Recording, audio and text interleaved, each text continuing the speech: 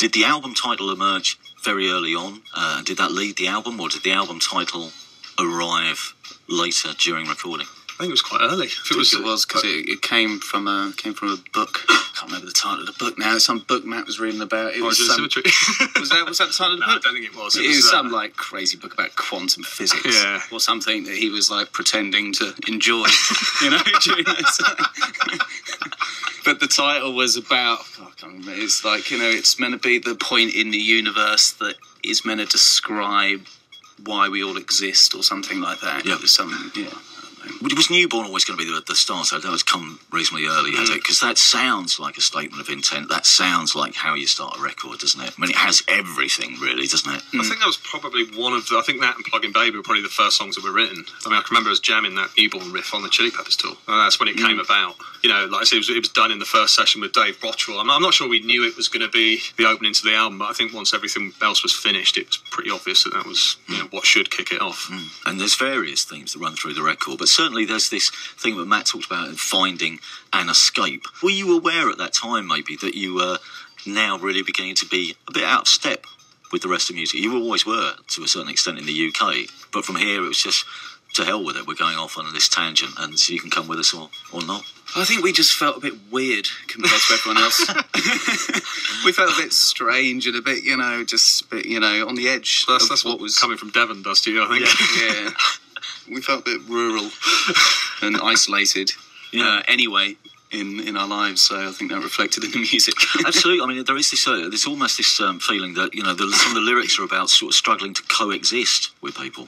I think, like I said, a lot of the lyrics, you can really see it's about losing contact with where you came from and relationships kind of going down the can and questioning people that you used to pretend to be friends with or something like that. And I think at that period, a lot of our mates were going to university and we never did. And I don't know, there was this kind of break away from where we came from, from not only the place, quite literally, but also a lot of relationships that was kind of good and bad, because it was always something we wanted to do, which is often why we sometimes thought that's why we got in a band in the first place, is to try and just travel around the world and get out of Devon, because it felt so isolated. So Newborn starts the records. After that, I mean, there's a lot of light and shade, but what are the important tracks, do you think? What are the tracks which, looking at the record, you think, when we got that nailed, that was important and that helped us do this? I think Bliss is probably one. I think that was the first time we'd gone into synth world. Yeah. I mean, there was a few bits and pieces on the album that had that kind of thing going on, but I think that was the first. I think we played it at Reading Festival or something, like the year before we recorded it. Matt kind of put his guitar down and he had some old Juno synth that he just pressed an arpeggiator button and just the thing was just going off while me and Dom were playing this groove behind it. Yeah. And, it sounded pretty crap at the time, but it was definitely something that we knew could go somewhere and opened up this whole idea of trying to bring in a more electronic element, which has been pretty up there since. Well, there's something else we've already mentioned, Screenager, but Screenager was also showing off how you were developing in another way and how Matt's vocals were developing in another way.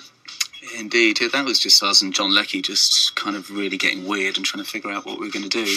And particularly instrumentally, I think that was quite a fun song to actually record, because we used loads of kind of weird percussion and kind of xylophone thing that I'm using. It's like everything you pull out the school music cupboard, Yeah. He picked up a load of weird drums and like some weird acoustic bass. It wasn't quite a double bass, but it wasn't quite a standard bass. And I think Matt had some old, he got some old acoustic guitars for Matt. So it was just like loads of random stuff that we tried. Is this John Leckie's magical cupboard? It is, yeah. Come to my magical cupboard. Pick what you want and we shall make a record. There's all sorts of weird things in there. Plug-in Baby also you've mentioned, but it became the first anthem, didn't it? Your first proper anthem. Yeah, and that's actually quite an old song, because it went for a few versions. And, I think we were actually playing that when we did that tour with you. Remember the evening session tour that we did with, was it Feeder? And Three Colours Red. Three Colours Red. Three Colours Red, yeah. I think we were playing a version of Plug-in Baby on that tour, and that's definitely going back. But even going back years before that, I mean, I can remember we did some old demos in Newton Abbot near where we lived, and there was like some really weird version of Plug-in Baby then, like some weird Hammond organ thing going on. Yeah, totally. Yeah. I don't think it's again until Matt was probably listening to more classical music and like listened to a bit of Bach or something and thought, let's come up with this line? And then that turned into the main riff from Plug-in Baby, and then that's when the song was actually kind of made sense. And I remember you playing it for the first time, and I thought, cool, sounds cool on the radio. It sounded enormous on the radio. Because to the point where I remember going to our head of playlist at Radio 1, where I was at the time, and saying, you know, this is their record now. The time has come. You know, if you've never really been a fan before, this is the one, this will connect. It was just, there was something very obvious about it. And it did sound great, I think, on the radio. I mean, were there any moments where you were making stuff and you get to almost the end of it and you'd almost surprised yourself? Recording Megalomania, that was pretty strange, you know, like going to a church and actually recording a real church organ. You know, we were sitting around in church setting up these mics thinking, you know, what the hell are we doing here in this place? But I think, you know, just completing the whole thing and going straight out on the road felt like a huge achievement. Yeah. Even at the end of the whole process, you know, we finished up at London Arena, you know, which was like the biggest gig we've ever done at that stage. And, you know, at that point I was thinking, wow, you know, I can't believe it's got to this stage already. And had Feeling Good been around for a while, or did that pop up as an idea during the sessions? Yeah, that wasn't supposed to go on the album. Right. I think we actually did that for a session for you guys. Maida Vale, didn't we? During the mixing of Showbiz. Yes, we obviously did 3 of our own tracks, and the idea was to do a cover, so we did that, and then just kind of forgot about it. I think we recorded most of Origin, and I think it was maybe from the management or something was saying, you know, it's the version of Feeling Good you're doing is, you know, it's pretty good. Why don't you put it on the album?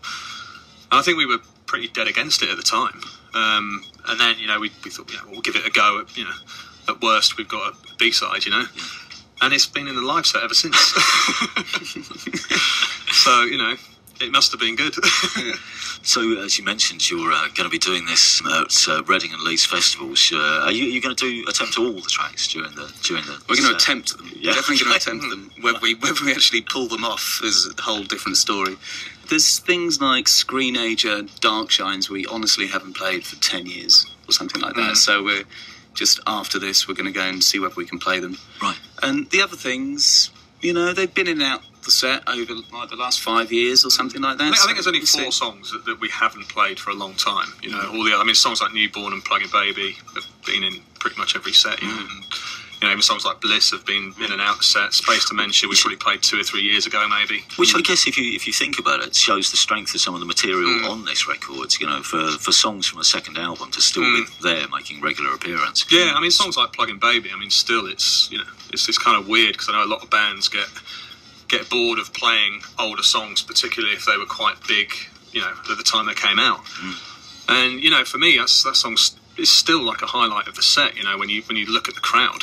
I mean, you know, it's maybe not our favourite song we've ever done, but, you know, you look at the crowd and the way they still react. And, you know, even in places like America where, you know, that album wasn't released, you know. You know, so it's still quite an important song, you know. And what else have you got? Have you got anything big planned? Have we got a big stage show? Are you landing in a spaceship? Do you two have to start worrying about being outstage setted? Well, it's gonna look like the front of the album cover. Okay. With all the strange, crooked antennas. We're going to have lots of those around the stage, so it's going to be like we're playing in that environment on the sleeve. Right. Okay. And we're going to be, you know, we're going to have we're going to be bringing a lot of the artwork to life as well with the visuals. Right. The show. So it's going to be exciting. So we're going to play all that and then probably, you know, then play some newer songs afterwards. Go off stage and then come back and play some more. That's probably the idea. Well, so I shall see you there at Reading Festival. In the meantime, just to say thank you very much for coming in. And after the news, we will play the one track we haven't played so far today, Screenager, as we feature Muse's classic album of the day, Origin of Symmetry.